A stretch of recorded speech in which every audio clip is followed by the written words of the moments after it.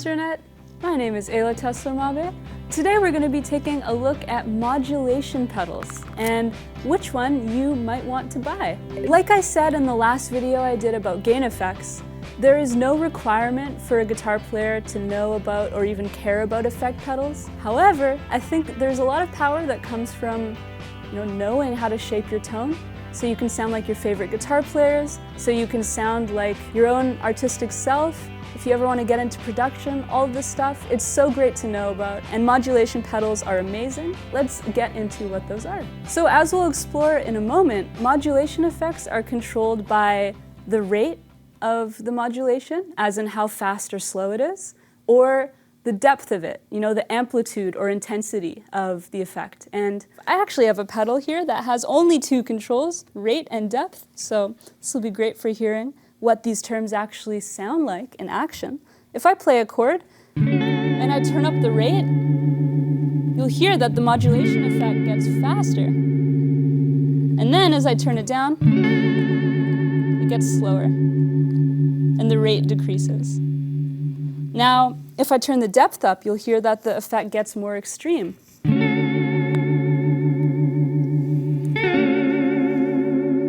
And of course, less extreme as I turn it down.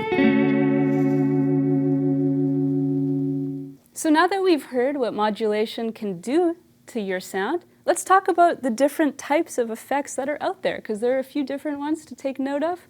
The first one we're going to look at is a tremolo. And this one in particular is the Seymour Duncan Shapeshifter Stereo Tremolo. And so what does tremolo even do? Essentially, it's a modulation of the volume of your signal. It's like the same thing as taking your volume knob here and repeatedly turning it up and down. This effect is probably one of the oldest, if not the oldest, modulation effects. It's been used as early as the 1940s and has been a staple of a lot of R&B and old school soul and blues music. Sounds like this.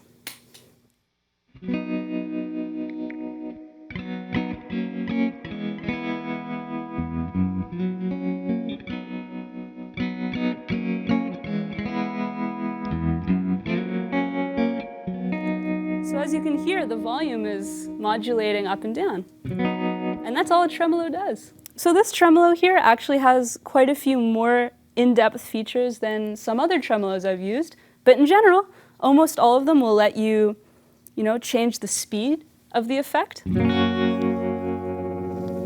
Obviously, that's a pretty extreme example, but I can turn that down and back up again. And again, you can control the depth of it. Let's hear what happens if I turn that down and up. Again, that's a really extreme example. Can turn that back down, make it more subtle. It always makes me think of old school blues and soul. Beautiful. One of my favorite effects for sure. So the next modulation effect we're going to be taking a look at is a close family member of tremolo. It's vibrato. And what vibrato is a modulation in pitch instead of in volume. Something that's kind of a cool fact here. In 1956, Fender tube amps started being made with a vibrato channel in them. However, it's actually tremolo, because if you plug into a really cool old school Fender tube amp or a modern one, you'll actually be hearing a tremolo effect, even though it's called vibrato, because vibrato actually sounds like this.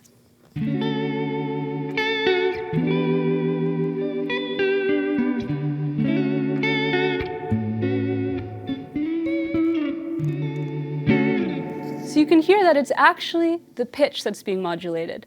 And this is an effect that players like Mac DeMarco use a lot, modern indie guitar players.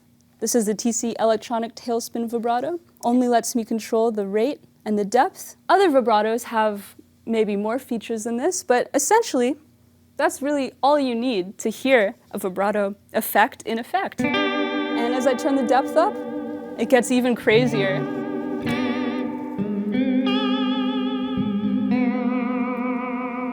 Kind of a alien warble almost, that's what I'd call it. But of course, as I turn it down, it can be a lot more subtle. And just add a nice little shimmer to your tone.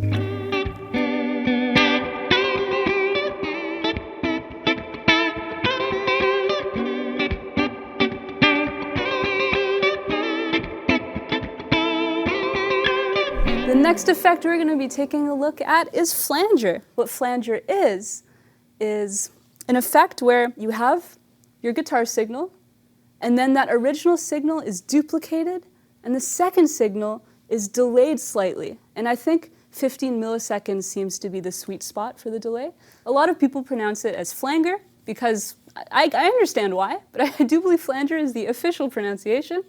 And if I'm wrong, please say horrible things in the comments. Anyways, the one we're going to be looking at is the Deluxe Electric Mistress Flanger. This exact model of flanger has been used in many iconic tracks in the 70s. For example, this one.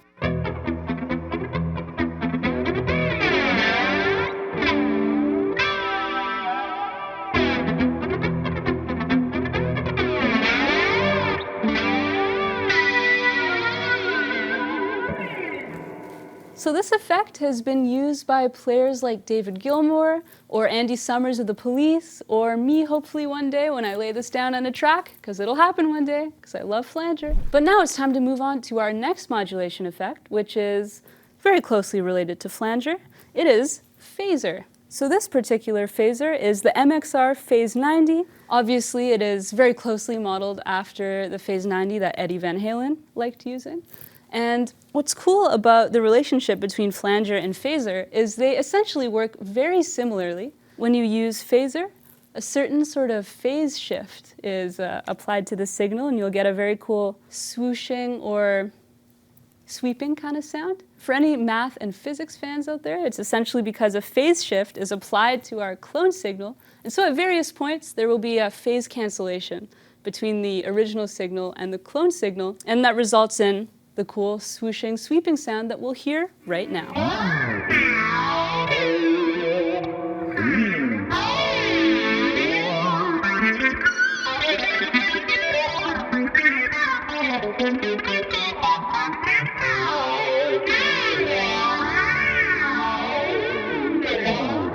Obviously that's not a note-for-note version of Eruption, but that's an example of a very famous track that this effect was used on. Actually, I just wanted to further demonstrate what this sounds like. If I roll the tone up, if I roll the volume up on my guitar and I don't play anything, you'll hear how crazy this effect sounds. But it gives a pretty good idea of what it does to your signal.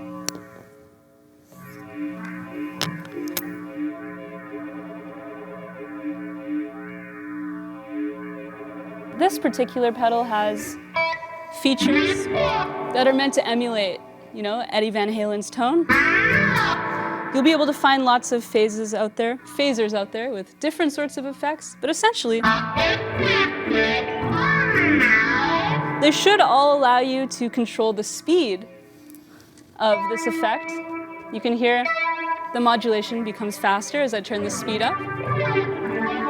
Turn the overdrive off for a second. And as I turn it down, it becomes more subtle. And the sweep is a lot slower, more relaxed. But yeah, that's what a phaser is. Again, quite similar to flanger, but there's that sort of sweep throughout the tone that differentiates it. And that's just something that you'll kind of build an ear for over time, and you'll start to be able to hear the difference. So our next effect pedal is chorus, and chorus is very closely related to flanger and phaser, because it also takes your original guitar signal, duplicates it, delays it, but the difference is the delay is even longer in a chorus effect, and that clone signal is detuned. And so you end up with a very cool effect, and it sounds like this.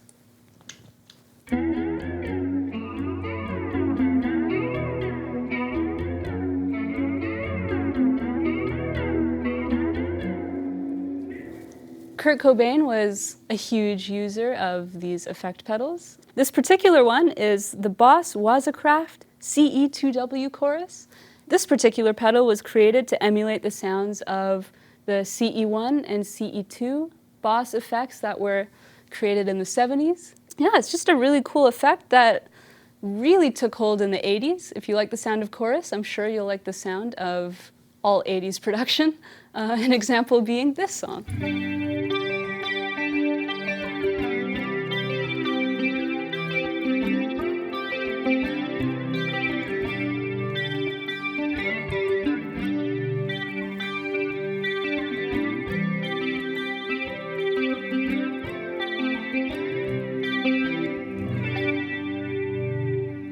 So before we proceed, just a note, you can combine these effect pedals and it can be a very cool way to achieve cool tones. An example of this would be Spirit of the Radio by Rush, where I think Alex Lifeson ran a chorus into a flanger and could sound a little something like this. Also, I'll be adding some overdrive, of course.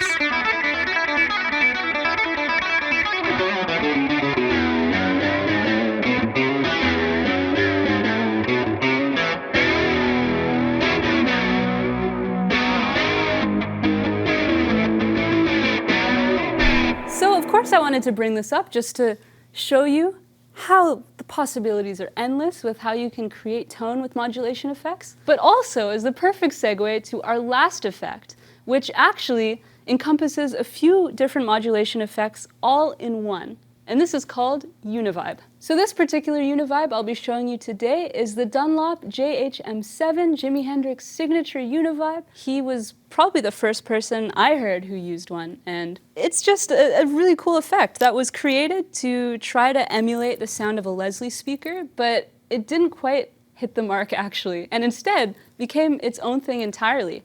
And it operates like a phaser does, but actually gives you a chorus and vibrato sort of effect. You know, you can hear it in a lot of David Gilmour's work as well. You can hear it in Breathe by Pink Floyd. I'm going to play that right now just so you can hear what it sounds like.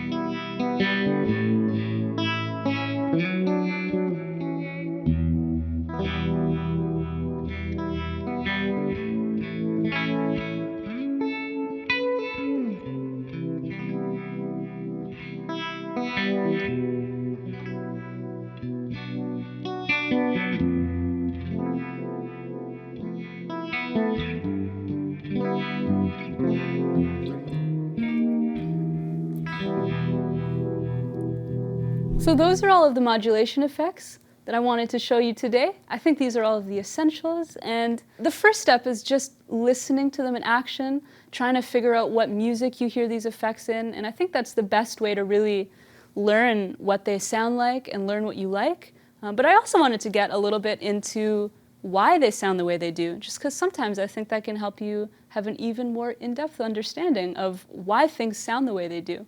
All in all, I hope this has given you some direction around what modulation effects might be right for you if you're looking to start building your pedal board, and you can start thinking about which one you like the most or which ones you like the sound of together. Really, you have endless options, and please leave a comment down below of what your personal favorite modulation effect is. I would love to know, and I think the community would love to know. And I just hope you have a wonderful day. Thanks for tuning in.